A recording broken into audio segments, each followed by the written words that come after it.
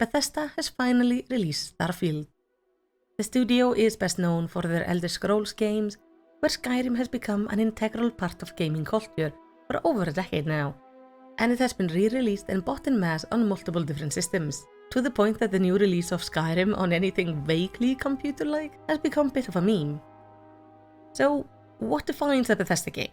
It's made on the Creation Engine, or in this case, Creation Engine 2, and this engine gives the game a certain feeling and style when playing the game.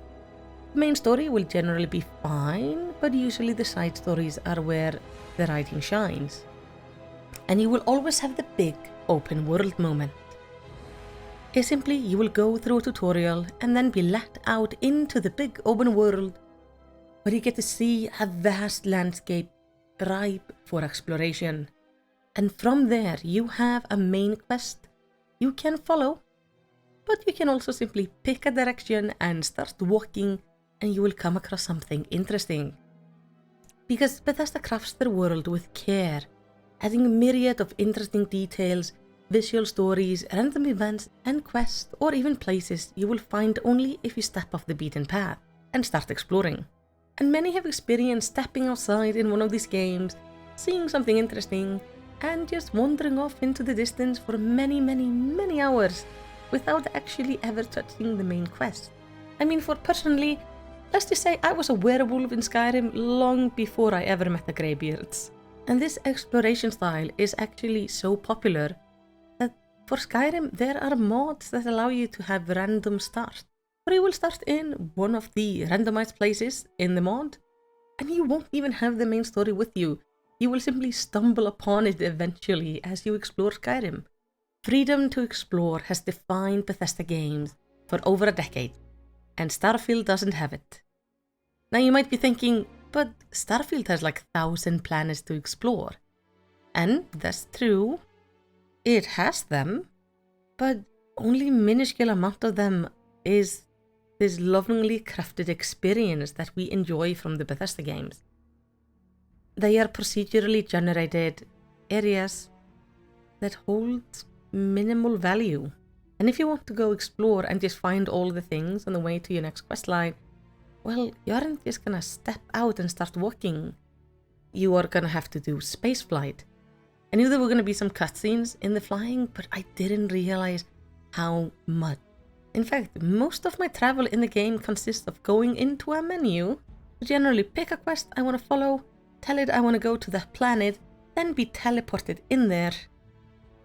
And if it's one of the big important planets, then I'm gonna pop into existence outside the planet for my ship to be scanned, so I can then go back into the menu to tell the game that I still want to travel to that planet. The only times you really fly in space, when either you have to take on some combat in space, or you're planning to dock at a space station. And even then, docking at a space station is simply flying towards it, and when you're within 500 meters, you simply select the station, select docking, and then you watch a short cutscene. It doesn't feel like I'm flying the ship, it just feels like I'm having to go through some overcomplicated menus to fast travel to the place where I have to be. And because the quest lines are on different planets, I generally don't have the interest of wandering around and exploring some random things that are there. I am sure there are some little stories I'm missing, but it feels less like fun exploration and more like a waste of time to go looking around these planets. And that is a shame, because it is the exploration that has always held up the Bethesda games. Now, space fighting I was very excited for, because I felt it would be epic. I grew up on Star Wars, and being able to fight in space sounded so cool. And the space fighting isn't that great. It's less of an epic dogfight in space, and more simply a quick rush to outpower your enemy substantially, so they don't blow you up. And you have the systems where you can balance power between a variety of things, like your weapons, your shields, your engine, and your grav drive. And honestly, it's not that interesting. It comes off way more clunky than fun. And the biggest issue I have is that I can hire a variety of people for my crew, including a pilot. But I can't delegate the act of piloting the ship to them, or managing some of these extra systems that are just in my way. So I never get to experience having this trusted co-pilot by my side. Even when I build a control room for my crew, they will sit there, but they aren't really doing anything. I mean, I do get some bonuses, but that's about it. The gameplay itself is the same as pretty much any other Bethesda game, and it's outdated, honestly. They are still chaining themselves to the creation engine. Yes, now is the creation engine 2, it has had some updates, but most of its flaws are still remaining. Like, for example, you make your character at the start of the game, but you don't usually see them except if you choose to play in third person. But this is because Bethesda is still using their old method of zooming in on the person you're speaking to.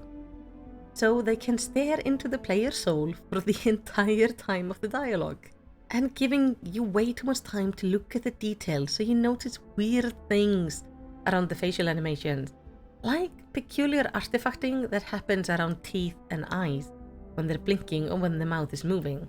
And if one of the generic NPCs, which are there to just populate the world, decides to get stuck in the background of one of these conversations, let's just say that stare, it's not right. And I still remember when Skyrim came out, and one of the touted features was that the characters around will look at you as you walk by. And in 2011 I thought that was really cool. Well, Starfield still has that mechanic, except they turned it up to 100, because these characters don't look at you, they stare at you with wide open eyes. And at times with their heads at like odd angles. And I just can't express how uncomfortable these people make me feel. It's like a really uncanny valley vibe that is just happening around the random NPCs. Now, the game isn't though all bad. I've come across genuinely interesting side quests. And as I'm playing the game, the Bethesda familiarity is enjoyable. And there are still moments where I can make my own silly fun. For example, I got a jetpack. And after I got the jetpack, I have made it my mission to touch the ground as little as possible. And with the variable gravity between planets, I've had a lot of fun traveling around, including once just jetpacking myself up higher and higher and higher, because the gravity pulling me down was slower than the jetpack recharge speed, which was quite fun. And I enjoy the shipbuilding system. I've kept the starting ship, and by now it's slowly turning into some horrid monstrosity of attached together parts with no sense of visual design. But I have figured out how to make the mess fly, and I do plan to rip it all apart eventually and put it together in more of an aesthetically pleasing version. But I enjoy looking at new ship parts and trying to improve my ship. Now, there's also an outpost system that I don't find very interesting, but the ship is something quite unique and really fun to play with. And honestly, I've fallen in love with having it as my home amongst the stars. And especially because you can hire crew on your ship, so you can have some of your possible companions actually staying on your ship with you, and they will sometimes have discussions in the background, which is really fun. But Starfield is a Bethesda game, through and through. And if you enjoy their style of storytelling and visual, you will probably like it. But they made some major mistakes with their design. The game seems to range from being either really interesting and fun, or just it doesn't make sense. The shipbuilding is wonderful. How it's set up makes perfect sense to me. It's very accessible. The map system makes no sense because you can't find anything in cities. I think if they had focused more on their exploration design, perhaps making fewer planets with more details added to them, even make them smaller if needed, and allowed us to fly between the planets, I think the sense of exploration would have remained. And when you can't forget yourself exploring, all the other kind of glaring issues start becoming more noticeable. Because exploration has always been the foundation of Bethesda games, and it's always been the crutch that holds up the more messy systems of the game. But now, these parts are forced to stand on their own, and I'm not sure they're good enough to do it. But tell me, what do you think of Starfield? Do you agree with me, or do you think I'm wrong? I want to hear all about your thoughts in the comments down below.